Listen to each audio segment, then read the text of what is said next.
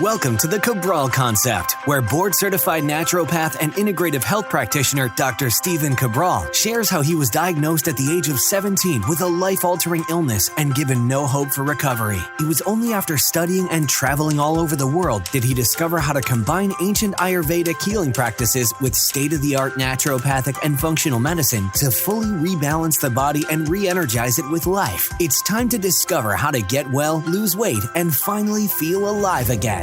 And now, here's your host, Dr. Stephen Cabral. Hi, everyone, and welcome back to the Cabral Concept. Good to have you here today, and can't wait to get started with this Total Wellness Tuesday show. Today's show actually bumped out one of my other shows that I had scheduled for you today because we had a bunch of questions come in from integrative health practitioners, and just a few other, I shouldn't say a bunch, I mean like two. But when those questions come in, it is, I feel, my job to be able to just give a good explanation on those. And then I like to add this podcast to the integrative health practitioner training. But at the same time, if I'm answering the questions for anyone, all of this information, in my opinion, should be free for the world. So what I do is I try to open source this information. I put it all in my book, The Rain Barrel Effect. It's on the past 1,100 and today 59 shows. So what we're going to go over today, though, is the misnomer of how stress affects hormones in the body. So I want to make sure by the end of this show, you understand exactly what happens when your body's under stress. But I also want to make a note here that stress is looked at in multiple ways. So a lot of people right now, we run a lot of labs, and that's where this data comes from. So I'm going to share that with you here today. And this won't be a long show. I just want to kind of clear up some of the confusion right now online with practitioners, with health coaches, and then your everyday people, just asking these questions, which they're great questions to ask. And that's why I love these types of discussions. I really feel it's so fantastic, which is what got me excited on a Friday evening to record a podcast for you. So what I wanted to do right now is just kind of clear that up. So remember, when our bodies are stressed, what does that mean? Well, when there's a lot going on inside the body that begins to shift the nervous system to more of a fight or flight or sympathetic nervous system dominance, well, it means that it's going into some type of survival-based state. Now, the reason it's shifting in that direction is because there's either work, life, some type of mental, emotional-based stress. So we know that's one. Okay, we know that part. But there's a number two. And the number two is the gut. So that's called the gut-brain axis. And if you have inflammation down there from candida, from SIBO, which is small intestinal bacterial overgrowth, IBS, IBD, Crohn's, colitis, you name it, right? It could be H. pylori, it could be parasites, whatever's going on down there. Or maybe you just have what a lot of times people refer to as a queasy gut, uneasy gut, nervous gut, etc. Well, that's basically innervation of the nerves, and the nerves signaling to the vagal nerve to tell the brain there's something wrong. We get that gut-brain communication.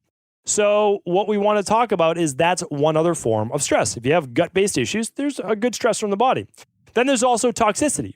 And one of those toxins, or some of those toxins, are environmental toxins. If your liver, your blood, your body, your adipose tissue, your kidneys, which we've spoken about on previous podcasts of how your body detoxifies, if you're overloaded, that's going to be another stressor on the body. If there's a high amount of omega-6s, a larger predominance of omega-6s with the average American or those following a Western-based diet, the standard American diet, the SAD diet, are at typically an 18.1 to 1 ratio of omega-6s to omega-3s.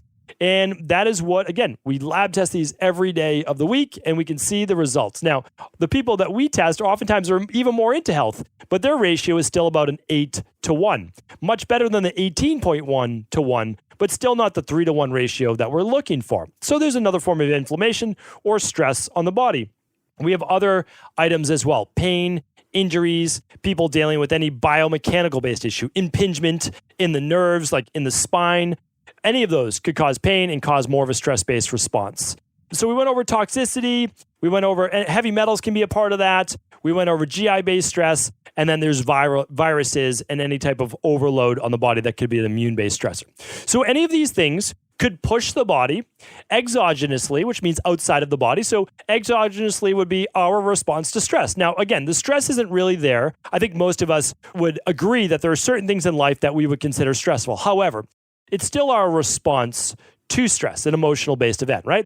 But that's a stressor that's outside of the body. And then most of the other things are endogenous. They're inside of our body, causing us stress. And those are what we call hidden stressors. Now, we can find them out by running functional medicine labs, whether it be an organic acids test for candida or bacterial overgrowth, a stool test for parasites, H. pylori bacteria, hair tissue mineral analysis for electrolyte imbalances, for copper toxicity, heavy metal toxicity, omega-3 test for high omega-6s versus omega-3s. What else? Food sensitivities. If you're sensitive to eggs and you're always eating eggs, that's going to cause inflammation. So we have labs to run all of these things. That's not the issue.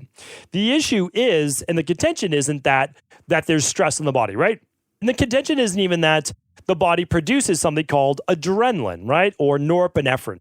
So what happens in that stage is that when we get stressed, our heart rate starts to speed up. We can get pupil dilation. We can start to sweat a little bit more, but we can also do it at a lower level, right? We can do it at a lower level. And I've really taught these things, and I would love for you to tune back in on previous Cabral concepts for all things related to cortisol and stress. And you can simply type them in at stephencabral.com/podcasts, and you can type in the search term that you're looking for. You can also ask for relevant podcasts at cabralsupportgroup.com, which is our free Facebook group that we offer free health coaching inside of to answer your questions on what might be the best lab for you, what might be the best nutritional supplement, what might be the best elimination, what might be the best. We just try to help get you started, right? That's the goal.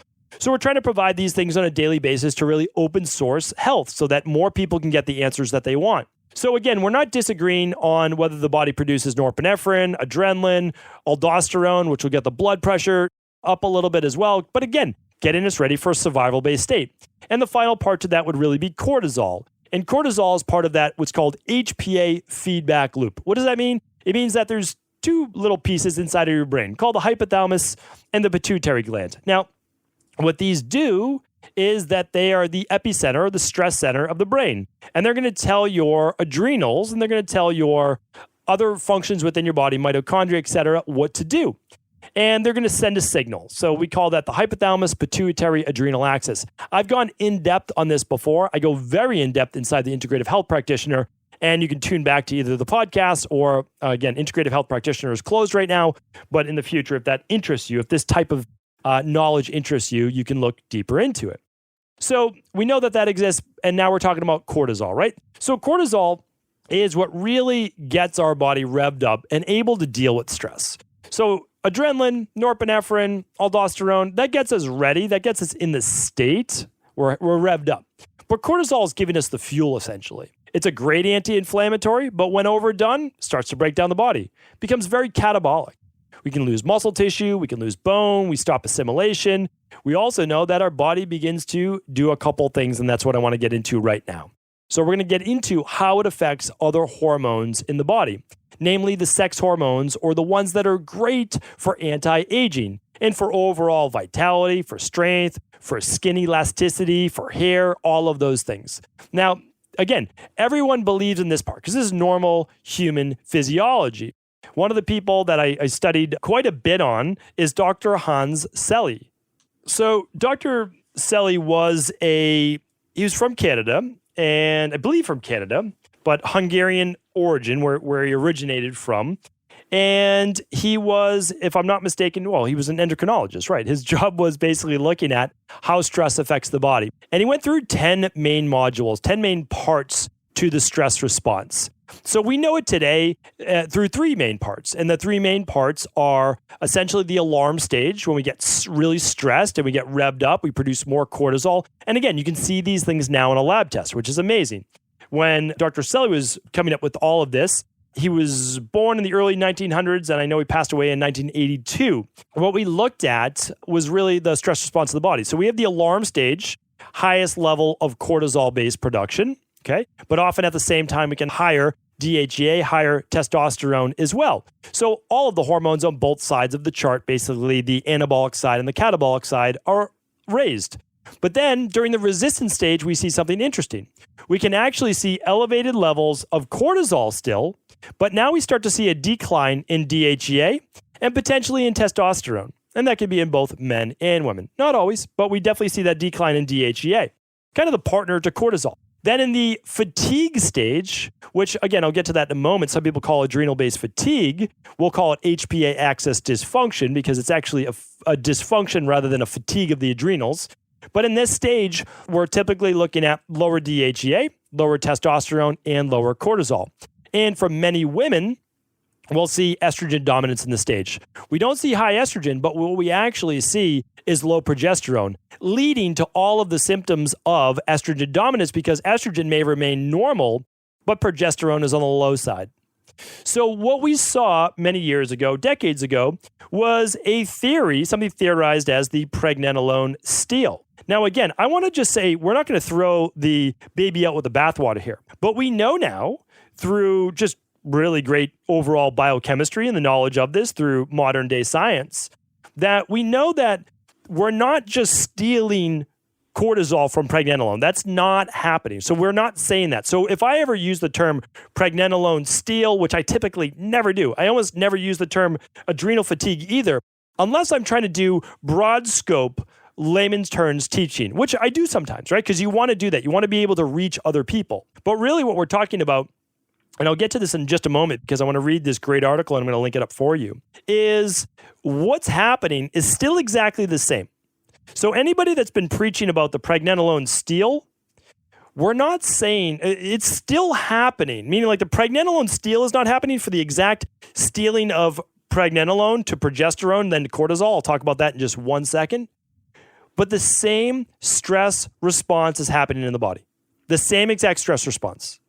So what happens is we get people out there and they say, oh, none of this is true. No. It's all true. The exact effect happening in the body is exactly what happens.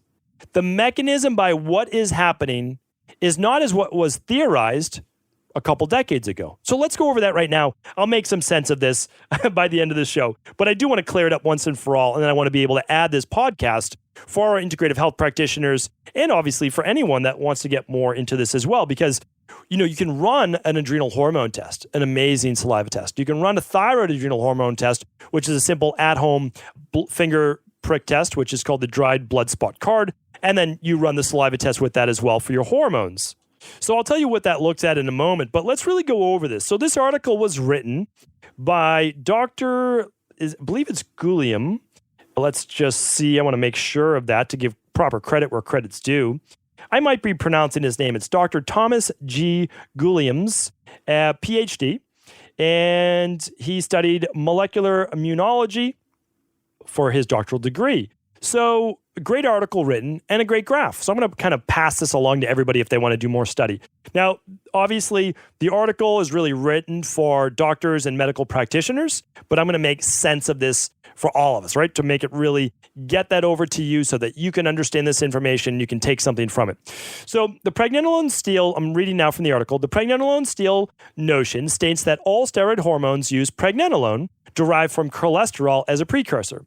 The elevated secretion of cortisol caused by acute or chronic stress will inevitably result in less pregnenolone to serve as a precursor for the production of DHEA and other downstream hormones. I'm going to interject after each paragraph. So what we mean by that is that there's a very simple chart that shows B5 being converted over to what's called acetyl coenzyme A, or as a cofactor of that, which becomes cholesterol, which then becomes pregnenolone, which can then shift over to progesterone and become cortisol for the stress pathway. Or it can shift over to DHEA, which can then become testosterone, it can become androstenedione, it can become estrogen in all three forms, okay? So we have basically a chart. It's very popular. It's been out for a long, long time.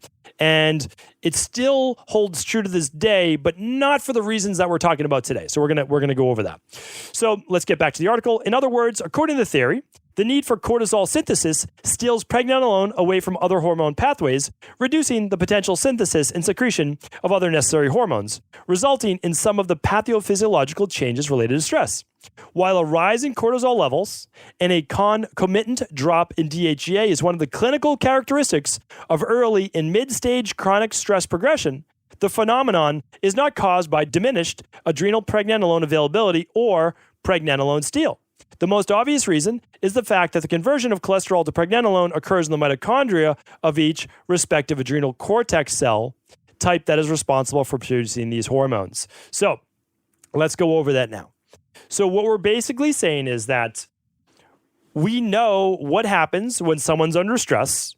We know what happens during the alarm stage of stress. We know what happens during mid-stage, right, resistance. And then we know what happens during the body not able to keep up, the true HPA axis dysfunction. So what we're saying, though, is all of those things still do happen. They still happen. So we have the high cortisol, typically high DHEA, dihydroepiandrosterone, and typically high testosterone, but not always the high testosterone, under the acute stress, right? Acute stressor. You're under a lot of stress because you're studying for your finals, you are going through a breakup, you just had the birth of your first child and you've been up all night, like all of those things, okay? So we know that exists.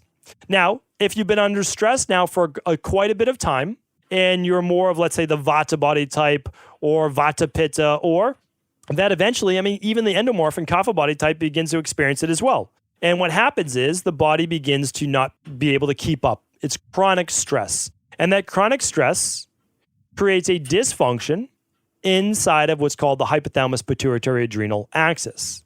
That means there is a different call now in terms of how the body's producing stress.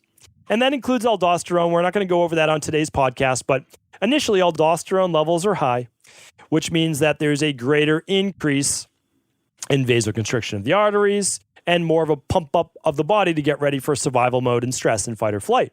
But over time, especially in things like Addison's disease, which is what I had, which is why I've studied this so in depth, is that we have a drop in aldosterone, which means that you get dizzy and lightheaded upon standing. It can lead to things like postural orthostatic tachycardia syndrome, which is called POTS. You have difficulty really being able to produce a lot of energy. You get stressed very easily. It makes you sick, etc. So what we're looking at is, again, the same mechanisms. Now, under mid-stress, we're seeing still high cortisol or moderate levels of cortisol, but now lower levels of DHEA and sometimes testosterone, and then oftentimes lower progesterone as well. And then in the final, really more towards the fatigue-based stage, we'll just call it, again, HPA axis dysfunction, so nobody gets upset. We have lower cortisol, lower DHEA, and typically lower hormones across the board, with, again, still looking at some estrogen dominance in women because of the low progesterone levels.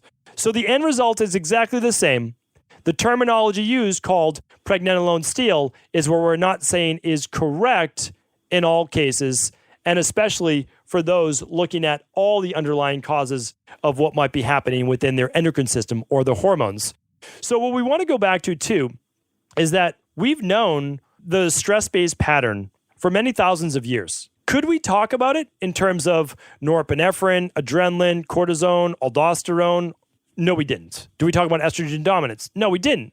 But in Ayurvedic times and in traditional Chinese medicine, you would actually talk about, for example, in Ayurveda, a high Vata-based state. And that would be a high stress-based state. So we would refer to people in a high Vata-based state as typically increased cortisol, increased adrenaline output. Okay, we can look at it from that standpoint. Now, once someone has been depleted and they're exhausted, they're suffering now from a Vata-based deficiency or a deepened Vata-based state, a chronic Vata state, where they're becoming burnt out. Now, if we look at someone, that person would be more in the fight or flight. In the endomorph or the kapha-based body type, we're typically looking at almost the opposite. It's also why there's a difference in metabolism as well. If you're in a higher Vata-based state, you're in a higher, typically, sympathetic nervous system state. That state is oftentimes going to burn more calories, going to require more calories. When you look at the endomorphic state or the kapha-based body type, you're typically more towards the parasympathetic nervous system, which is why we often see more of an abundance of hormones. That includes estrogen. Sometimes it includes more testosterone in kapha-based men, but oftentimes that's more of the pitta-based body type. And then we see lower levels of cortisol, oftentimes lower levels of dopamine as well in the kapha body type, which is why there's more sluggishness. There's less get up and go. And we've known this now for thousands of years. So again, we've known the same exact process for many thousands of years, different names, different terminologies. What I'm here to talk about on today's podcast is not getting caught up in necessarily always the terminology, but how we can help people. and how we can really move forward with teaching this and helping other people as well. So the exact same process happens, but the mechanism and the pathophysiology is different from what we once thought a couple decades back about something called this pregnenolone steal. You'll still sometimes hear it referred to, and although it's a bit of a misnomer in terms of how it's actually happening, the same exact dysfunction is happening. Meaning that in the pregnenolone steal, what was talked about was there was less hormone for DHEA, and let's just say testosterone as well, and more preferential treatment or more preferential hormone was given to cortisol. Now, think about it. The same actual end result holds true, but for different reasons. When the body, from a central nervous system state, affects what's called the autonomic nervous system, the body under stress pushes more towards what's called the sympathetic nervous system. That sympathetic nervous system has a greater call now for a survival-based state. We call it fight or flight or fright. What happens in that is we begin to produce more of the stress hormones. That includes adrenaline, norepinephrine, cortisol, aldosterone, and actually a few others. Dopamine can begin to become increased as well. But at the same time, other things happen. We actually get a greater call for glucose or breaking down of glycogen or for a process called gluconeogenesis, where the body has to find sugar. It needs a fast fuel source. It will, that's why there's, again, misnomers around a keto-based diet or a low-carb diet. If you're in a greater state of stress, you will break down some body fat, yes. But just because you're saying that you're fat adapted does not mean that your body won't find glucose somehow. It will. It will to stay alive. That's very important to look at because you can catabolize your own muscle tissue or organs, but mainly muscle tissue, if liver glycogen is low enough. So just keep that in mind. I've done a podcast on that as well. So at the same time, though, when your body is in a greater state of fight or flight, we know that the body begins to slow down then what would be parasympathetic nervous system activity. It doesn't stop it, but it slows it down. This would be digestion. This would also be immunity in terms of producing things such as secretory IgA or your body's actual lymphatic-based flow. All of these things are very important, and they happen in more of the parasympathetic or the rest and relax. While you're in the rest and relax, we know that there's a greater production of DHEA and testosterone. We've done studies on this. We've looked at meditation studies, and as you push the body more into a deeper parasympathetic-based state, you actually begin to produce more DHEA naturally. No drugs involved, no supplements involved, and you can also boost testosterone the same way. It's the same reason why we're able to help men and women in our practice boost testosterone by lowering cortisol levels, by improving magnesium stores, by also using things such as adrenal soothe, which is ashwagandha, phosphoserine, rhodiola, eleuthero, and other herbal adaptogens which help calm the stress response. When you calm the stress response, testosterone can go back up. You also need your zinc, your vitamin C, which are also cofactors used in the stress response, and mitochondria. So again, there are layers to this. You peel back the onion, but also keep in mind, I just want to say, never throw out the baby with the bathwater. All of this still remains true. Mechanisms, science will always begin to become more and more developed. We'll find more things going on. We find them going on with the gut all the time, the brain all the time, the gut-brain axis. But what we know will continue to hold true is, and we've known this for a long time, when the body moves to more of a sympathetic nervous system state, a stress state, a fight or flight based state, or a vata-based state, use whatever language or terminology you want. The body begins to stop doing or slow a lot of the things that work with us for anti-aging and anabolism and building up the body. So if we want to live a longer, healthier life and be more disease-free, we need to begin to slow the stress process, begin to turn off the stress process, to use what I call the de-stress-based protocol. If we do not do that, our bodies age at a more rapid rate and they begin to break down much faster and honestly, very predictably. So my goal for you is either to run a thyroid adrenal hormone lab or just adrenal hormone lab, or even just a hair tissue mineral analysis to start to look at what's going on with the autonomic nervous system, what's going on with your levels of stress, so you're able to just simply rebalance the body. Remember, in this day and age, we can figure out what's going on, we can lab test, we can get you on that, straight path towards healing. And it's my belief right now that as long as we continue to ask why, and as health practitioners in the field, and honestly, everybody together health coaches, health practitioners, personal trainers, nutritionists, naturopathic doctors, functional medicine doctors, Ayurvedic practitioners, medical doctors, everybody. Work together for the best of this industry, promote each other, promote great work. We are going to do phenomenal things over the next couple of years. So thank you, everyone. I appreciate you. I appreciate you allowing me to just basically talk a little bit more on this topic. And as always, if you found this information helpful, please do feel free to pass it along to anyone else you believe it could serve. Before you go, I wanted to ask you this question. What if I could teach you in just a couple of hours how to transform your thyroid, hormones, adrenal, cholesterol, blood pressure, blood sugar, weight loss, energy, mood, brain, pregnancy, anti-aging, or many other health-related issues? After 20 years in private practice, after seeing and overseeing 250,000 client appointments, I sincerely feel I have the real-world data and have found the answer you've been searching for. So what I've done is spent hundreds of hours of my own time refining what you need to know in order to uncover your underlying root cause health issues and then begin to rebalance the body and bring it back to a state of robust health and wellness. I'm going to teach you exactly what I do in my private practice so you can understand how you got here and now what you need to do in order to heal. You'll receive all of the important success checklists, protocols, and even ways to customize it to make the program fit your busy life. And you'll get all of this at a fraction of the price. Let me save you the time, money, energy, stress, and frustration of not knowing what to do next. Instead of reading dozens of books on the topic and seeing multiple practitioners, I will condense everything that you need to know in just a few hours of video tutorials that you can watch and listen to anywhere. Together, we will make this healing process an enjoyable one that you can take with you for the rest of your life. I wish you all of the best of health and happiness, and I hope to be able to guide you on your healing journey through my health results accelerators. Simply choose the health imbalance you're currently suffering from, and by the end of today, you'll know what went wrong and how to get well again. I guarantee it. For details, head over now to stevencabral.com/courses.